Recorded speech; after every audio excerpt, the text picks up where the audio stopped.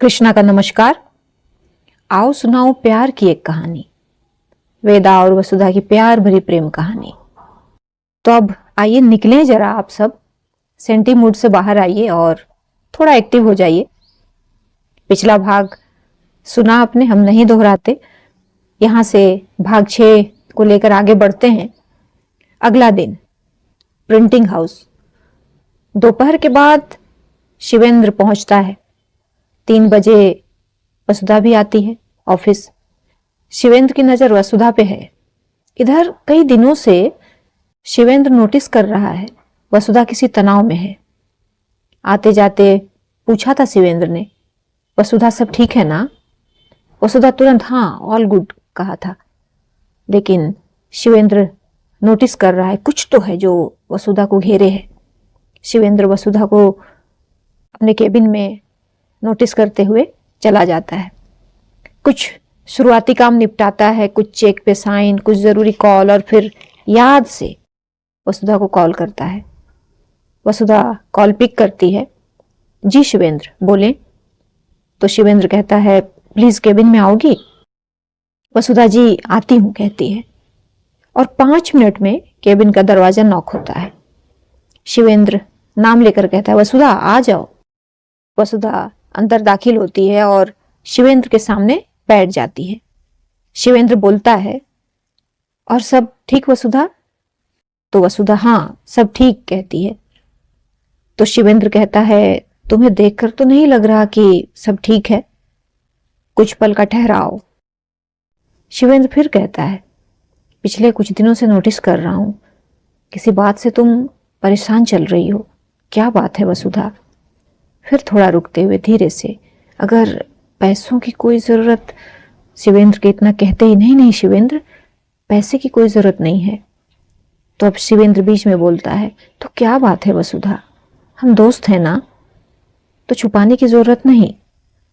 अगर तुम मुझे सच में अपना दोस्त मानती हो तो बोलो बात क्या है? अब वसुधा एकदम चुप हो जाती है, पल के नीचे झुकी हुई। शिवेंद्र की बात सुन गंभीर तनाव से जो चेहरा गंभीर था और गहरा हो जाता है। पलकों में आंसू उतर आते हैं और एक बूंद तब से उसके ही हाथों में गिर भी जाती है। वसुधा कहती है शिवेंद्र भरोसा तो करो। वसुधा के शिवेंद्र कह के रुकते ही शिवेंद्र ये वाक्य कंप्लीट करता है। अब वसुधा कहती है शिवेंद्र दरअसल बहुत बहुत पर्सनल है, समझ नहीं पा रही कैसे एक्सप्लेन करूं। शिवेंद्र देख रहा है वसुधा को। वसुधा धीरे से नजरें उठाकर शिवेंद्र को देखती है और कहती है शिवेंद्र आप हमारे घर गए हैं, आपने देखा है, उसी घर में बगल में मेरे मामा जी की फैमिली भी रहती है। तो शिवेंद्र कहता है हाँ जानता हूं, बताया है तुमने अपने मामा जी के बारे में। वसुधा कहती है मामा जी मामी जी के 2 बच्चे हैं, एक लड़की एक लड़का। बड़ी लड़की है मुझसे भी बड़ी, दीदी है। दरअसल मामा मामी काफी दिनों से उनकी शादी के लिए कोशिश कर रहे हैं, लेकिन कुछ ना कुछ अड़चने आ रही हैं। शिवेंद्र गौर से सुनते हुए वसुधा आगे कहती है भोपाल से हैं राणा राय, पिछले कुछ समय से उनका घर आना जाना शुरू हुआ है, कॉन्ट्रैक्टर हैं। मामा जी उनके लिए ही काम कर रहे हैं अभी। दीदी के लिए उनकी नजर में एक लड़का है। उन्होंने मामा मामी से कहा है कि वो दीदी की शादी उस लड़के से कराएंगे और शादी का सारा खर्च भी उठाएंगे, लेकिन इन सब के लिए उनकी एक शर्त है। जिज्ञासा भाव से शिवेंद्र क्या कहता है? वसुधा सर झुकाते हुए कहती है राणा राय मुझसे शादी करना चाहता है, यही शर्त है उसकी। क्या कहता है शिवेंद्र, ये कैसी शर्त है और तुम क्यों मानो ऐसी शर्त? पूरी जिंदगी तुमने तुम्हारी माँ ने अपने बलबूते पर काटे हैं, आज तुम्हारे लिए कोई डिसीजन लेने वाले तुम्हारे मामा मामी कौन है? वसुधा आगे कहती है राणा राय पैसे वाला रसूख वाला है, 2 बच्चों का पिता है, पत्नी कुछ साल पहले नहीं रही, कभी भी घर आ जाता है, दरवाजे पर आकर खड़े हो जाता है, अब तो सीधे माँ से बात करने लगा है, कहता है प्यार से बात कर रहा हूं, माँ जी मान जाइए, वरना मुझे और तरीके भी आते हैं। अब मुझसे भाग नहीं पाएगी आपकी बेटी, ये सब कहता है। शिवेंद्र, माँ बहुत घबराई हुई हैं, वो कमजोर पड़ रही हैं। कल रात उन्होंने कहा वसुधा, वो तुझे उठा कर ले जाए, उससे अच्छा तू शादी कर ले उससे। शिवेंद्र, मैं मर जाऊंगी लेकिन उस इंसान से कभी शादी नहीं करूंगी। शिवेंद्र, गंभीर है, गंभीर विषय है भी। फिर कहता है वसुधा, मैंने सुना है राणा राय के बारे में, एक विपरीत दबंग प्रकृति का इंसान है। इसके पीठ पीछे लोग इसे गुंडा ही कहते हैं, लेकिन इसका मतलब ये तो नहीं कि वो किसी के लाइफ के साथ खेले। शिवेंद्र एक लंबी सांस लेता है, लगातार कुछ सोच रहा है। वसुधा से कहता है, वसुधा कल कॉलेज कितने बजे जाना है? वसुधा कहती है 10 बजे। शिवेंद्र, मैं कल 8 बजे तुम्हारे घर आऊंगा, माँ जी से मिलने। तुम चिंता मत करो, कुछ ना कुछ रास्ता निकाल लेंगे। वसुधा एक भरोसे की नजर से देखती है शिवेंद्र को, हाँ में सर हिलाती है। दूसरा दिन शिवेंद्र वसुधा के घर आया है, माँ को प्रणाम करता है। माँ प्यार से बिठाती हैं, वसुधा पानी लाकर देती है। शिवेंद्र से नाश्ता पूछती है, शिवेंद्र खाकर आने की बात कहता है। वसुधा शिवेंद्र के साथ अपने और माँ के लिए भी चाय ले आती है। तीनों में कुछ औपचारिक बातचीत होती है। शिवेंद्र शकुंतला जी के चेहरे पर बहुत चिंता देख पा रहा है। चाय पीकर वहीं टेबल पर रखते हुए शकुंतला जी से कहता है, माँ जी मैं कुछ खास बात करने आया हूं आपसे। तभी वसुधा चाय की कप उठाकर जाने लगती है, तो शिवेंद्र कहता है, वसुधा प्लीज तुम भी बैठो ना। वसुधा बैठ जाती है। शिवेंद्र बोलना जारी रखता है, माँ जी मेरी बातों पे गौर कीजिएगा, कुछ बातें आपके समझ में आए, कुछ बातें हो सकती हैं आपको अजीब लगे, लेकिन मुझ पे भरोसा कीजिएगा। मैं पिछले 2 सालों से वसुधा को जानता हूँ, वसुधा मुझे जानती है। आपके घर आता जाता रहा हूं, तो आपकी अनुभवी नजर ने थोड़ा तो परख लिया होगा मुझे। मैंने वसुधा को हमेशा एक अच्छा दोस्त माना है, बल्कि परिवार समझा है। ये बात मैं वसुधा से भी कह सकता था, लेकिन संकोच था, कहीं वसुधा को ये ना लगे कि मैं दोस्ती की मर्यादा तोड़ रहा हूं। शकुंतला जी, वसुधा समझने की कोशिश कर रहे हैं क्या कहना चाह रहा है शिवेंद्र। फिर वो बात रख देता है, शिवेंद्र जिस वजह से आज वो आया है, माँ जी मैं वसुधा को पसंद करता हूं, अगर आपको कोई ऐतराज ना हो तो मैं वसुधा से शादी करना चाहता हूं। वसुधा, शकुंतला जी स्तब्ध। हालांकि कुछ अमर्यादित नहीं है, बहुत अदब सलीके से अपनी बात रखी है शिवेंद्र ने। शिवेंद्र जारी रखता है अपनी बात, वसुधा प्लीज गलत मत समझना, ये मत समझना कि मैं इस सेंसिटिव मौके का फायदा उठा रहा हूं। तुमको माँ जी को कोई भी ऐतराज हो, कोई बात नहीं, ये बात मुझे आप दोनों के सामने आज नहीं तो कल रखनी ही थी, बाकी आप लोग जैसा उचित समझें। शकुंतला जी हैरान तो हैं, उनसे ज्यादा वसुधा हैरान है, क्या कहे क्या नहीं समझ नहीं पा रही, अपनी माँ को देखती है। शकुंतला जी शिवेंद्र से कहती हैं, बेटा तुमसे बेहतर जीवन साथी वसुधा के लिए मैं कहाँ ढूंढ पाऊंगी। अगर तुम्हें वसुधा पसंद है तो मुझे कोई ऐतराज नहीं। कहते हुए वसुधा को देखती है। वसुधा, बेटा शिवेंद्र को तुम मुझसे बेहतर जानती हो, अगर तुम्हारी हाँ है तो तुमसे ज्यादा इस रिश्ते के लिए मेरी हाँ है।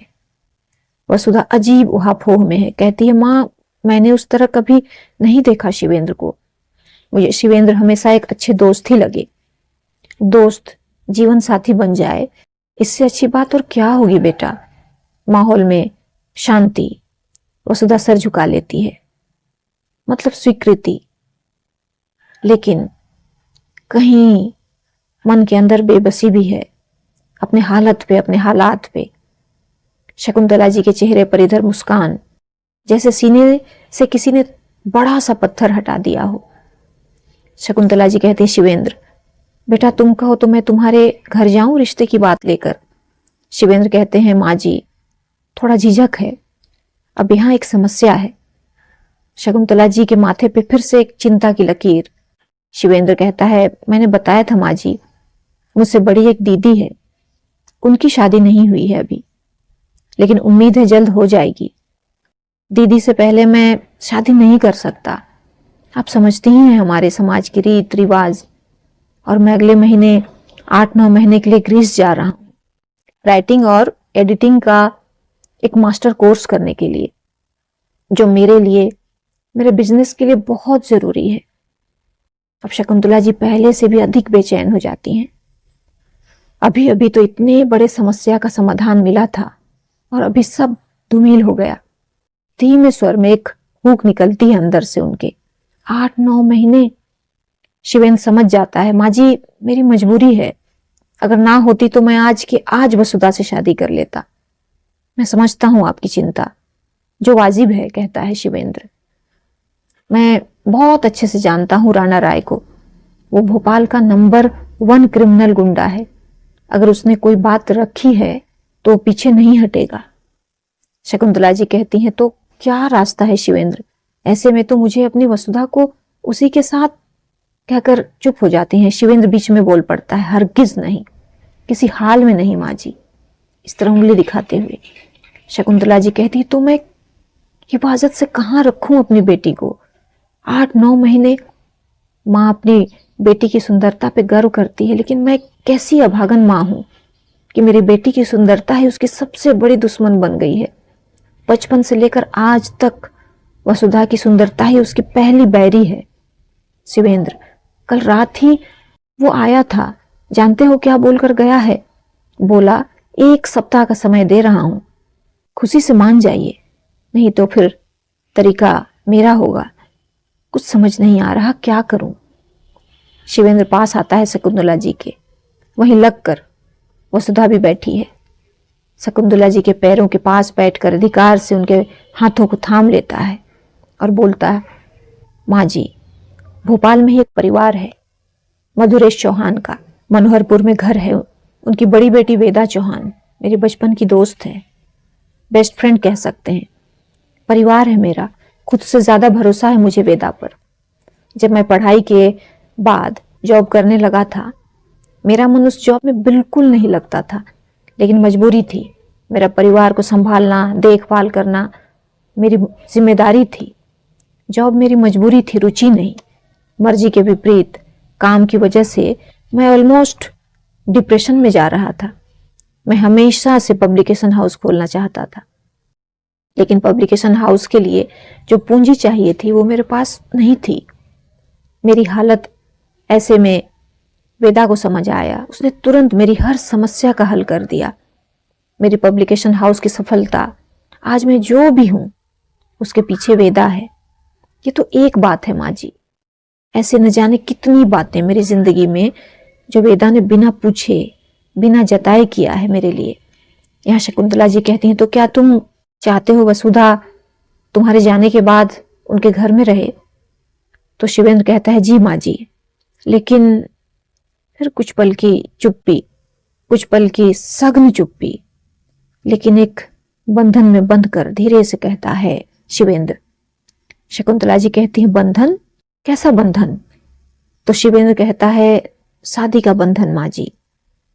विस्मय, आश्चर्य, सवाल, सब कुछ वसुधा और शकुंतला जी के चेहरे पर। शादी? कहती है शकुंतला जी, क्या चौहान जी का कोई बेटा? नहीं, कहता है शिवेंद्र, उनका बेटा नहीं, उनकी बेटी वेदा, वेदा चौहान से। शकुंतला जी धीरे से अपना हाथ शिवेंद्र के हाथ से निकाल लेती है। शिवेंद्र क्या कह रहे हो? शादी वसुधा की किसी लड़की से? ये कैसे संभव है? क्या कहेंगे लोग? कौन स्वीकारेगा? शिवेंद्र कहता है, क्या मतलब है लोगों से, समाज से? कौन सा ढिंढोरा पीटना है माँ जी? हमें वसुधा को सिर्फ 8-9 महीने सुरक्षित रखना है, बस। मेरे गृह से लौटने तक फिर मैं सब संभाल लूंगा। तो शकुंतला जी कहती है, तो इसके लिए शादी की क्या जरूरत है? शिवेंद्र, जरूरत है माँ जी, ये तो एक राणा है, कई राणा राय खड़े हैं इस समाज में। जब वसुधा घर से निकलेगी, मांग में वो लाल रंग दिखेगा, ऐसे मक्कार लोग पीछे हटेंगे। मैं जानता हूं मैं बहुत छोटी बात कर रहा हूं, ऐसी बात करके मैं वसुधा की क्षमता को नहीं आंक रहा, लेकिन बस जो वर्तमान परिस्थिति है उसका समाधान निकालने का प्रयास कर रहा हूं। 8-9 महीने बाद मैं आऊंगा, वसुधा से शादी कर लूंगा, बात खत्म। और पूरे भोपाल में राणा राय के 2 कदम आगे कोई जवाब है तो वो है मधुरेश चौहान, इसके अलावा और कोई नहीं। राणा या राणा जैसा कोई उस परिवार पर, उस परिवार से जुड़े लोगों पर नजर भी नहीं उठा सकता। अब शिवेंद्र वसुधा को देखता है, कहता है, वसुधा भरोसा रखो मुझ पर, मैं जो कर रहा हूं बहुत सोच समझ के कर रहा हूं। वसुधा चुप है, वो अंदर तक चुप हो गई है, जैसे दिल दिमाग ने काम करना बंद कर दिया है। उसने पूरी तरह खुद को वक्त के हवाले कर दिया है। शकुंतला जी मान गई हैं। वर्तमान हालत में और हालात में उन्हें भी कहाँ कुछ सूझ रहा है, डूबते को तिनके का सहारा। और ये सहारा ले लेती हैं शकुंतला जी अपनी बेटी के लिए। उनके मन में एक ढाढ़स ये है कि शिवेंद्र आएगा और फिर वसुधा सुरक्षित उसके साथ शादी के बंधन में बंध जाएगी। शिवेंद्र निकलता है वसुधा के घर से, गाड़ी में बैठ सीधे वेदा को कॉल करता है। वेदा ऑफिस में है, आ रहा हूं, इतना कह के कॉल कट कर देता है। 10 से 15 मिनट में वेदा के ऑफिस में वेदा के सामने बैठा है, बहुत सीरियस मुद्रा। वेदा कहती है, क्या बात है? शिवेंद्र समझ नहीं पा रहा अपनी बात कैसे रखे। वेदा फिर कहती है, शिबू क्या है, बोल। तो शिवेंद्र बोलता है, वेदू एक बड़े प्रॉब्लम में फंस गया हूं, अटकते हुए। इस प्रॉब्लम से बस तू ही निकाल सकती है, वरना मैं तो गया, कहता है शिवेंद्र। बोल तो, क्या बात है, कहती है वेदा। शिवेंद्र, वेदू मेरे ऑफिस में एक लड़की काम करती है, वसुधा शर्मा, प्रिंटिंग हाउस में है, इसलिए तुमने देखा नहीं होगा उसे। वेदू मैं उसे पसंद करता हूँ। तो वेदा कहती है, ओ ग्रेट, तो इसमें दिक्कत क्या है? अब शिवेंद्र एक एक कर वसुधा का परिवार, माता पिता, मामा मामी परिवार और राणा राय के प्रकोप को बता देता है। वेदा, तो अब क्या करना है? शिवेंद्र कहता है, वेदू तुम्हें पता है मैं 8-9 महीनों के लिए ग्रीस जा रहा हूं, ऐसे में उसे किसी सेफ जगह रखना बहुत जरूरी है। तो वेदा कहती है, इसमें क्या सोचना है, हमारे घर रख दे, माँ पापा को कोई दिक्कत नहीं होगी, बाकी राणा राय जैसों को पापा डील कर लेंगे। शिवेंद्र कहता है, पता है, लेकिन मुझे उसी की फैमिली पे बिलीव नहीं है। राणा राय उन पे प्रेशर डालना नहीं छोड़ेगा।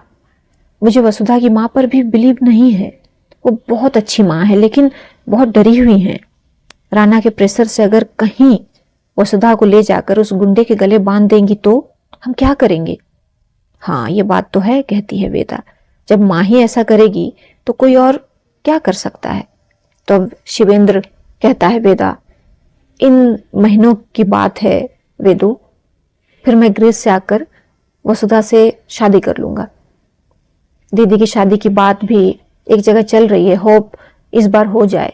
वेदू सिर्फ 8-9 महीने के लिए तो प्लीज वसुधा से शादी कर ले। वेदा अपनी कुर्सी से उछल जाती है, व्हाट, शादी? पागल है तू? पागल नहीं, पूरे होश में हूं, शिवेंद्र कहता है। वेदा कोई होश में नहीं है, सदमा लग गया है तुझे, कौन ऐसी बातें करता है? ठंडे दिमाग से सोच वेदू प्लीज, शिवेंद्र कहता है। Vedu shut up and get out, कहती है। शिवेंद्र, वेदू, वेदा नो।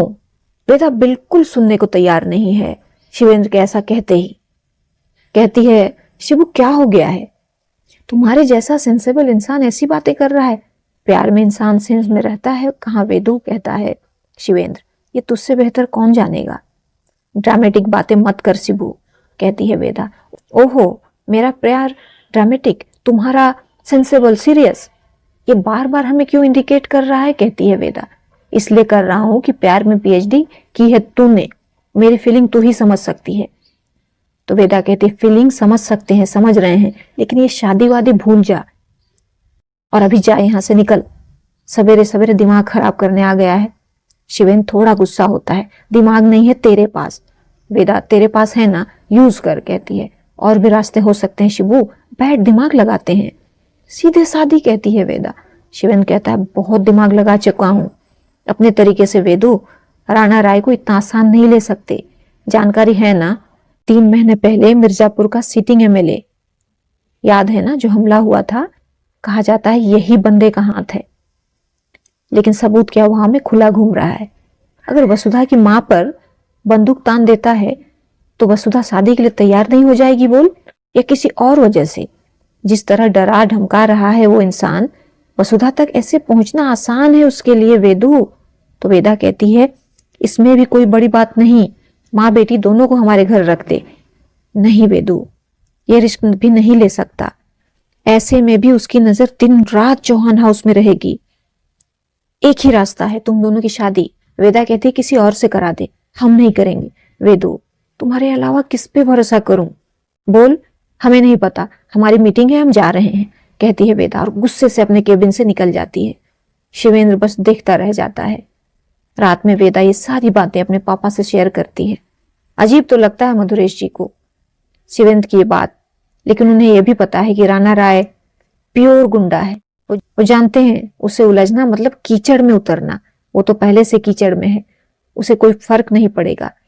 लेकिन एक शरीफ इंसान, साफ सुथरा इंसान गंदा हो जाएगा, और बीच मझधार में शिवेंद्र को वेदा छोड़ेगी नहीं। मधुरेश जी को यह भी पता है। समस्या तो है ये जो सचमुच गंभीर है।